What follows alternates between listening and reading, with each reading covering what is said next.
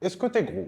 C'est vraiment une question simple. Oui ou non? Si tu as répondu oui, il faut que tu sois en déficit calorique. Sinon, tu peux aller directement faire de la muscu. Mais une fois que tu as fixé ton déficit calorique, toi aussi tu vas faire de la muscu. La prochaine question, c'est est-ce que tu aimes le sport? En mode un vrai sport, comme du foot, du tennis, du basket ou du badminton, si tu as un peu moins de testostérone. Si tu as un sport que tu aimes bien, cool, mange protéines. Mais si tu n'aimes pas le sport, tu te fixes un objectif de pas. Bah, il te faudra une forme de cardio.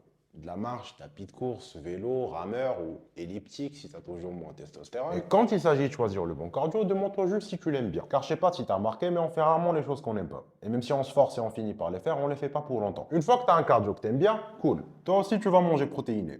Entre 1,6 et 2 grammes par kilo de poids de corps. Et si tu es super obèse, tu prends ta taille en centimètres et tu manges 50 grammes de protéines. Par exemple, quand je pesais 155 kilos, bah, j'allais pas manger 310 grammes de prot, mais je mesure 1,90 m et donc je mangeais 190 grammes de protéines. Et si t'en as marre de tester toutes les méthodes pour perdre du poids sans que ça tienne, commande Coaching et je te transforme en une machine de bonnes habitudes. Voilà, c'est ce que je fais. J'y suis bon en plus.